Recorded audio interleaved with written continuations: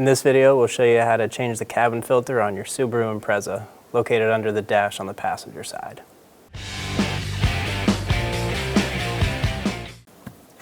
In the glove box, there's a little plunger on the right side. You just pull that off.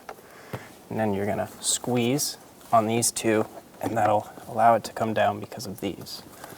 And you're just going to pull that out. Squeeze these 4 tabs, pull the cabin filter out. Try to clean up any debris that's in there so it doesn't get into your blower motor.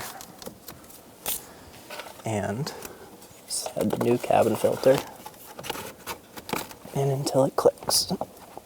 Install the glove box.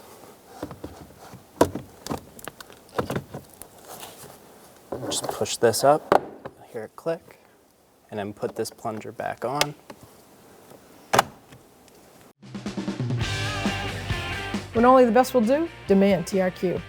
The only company that lets you view before you do. TRQ is committed to offering the highest quality aftermarket auto parts that are engineered for peace of mind. Thanks for using and viewing with TRQ.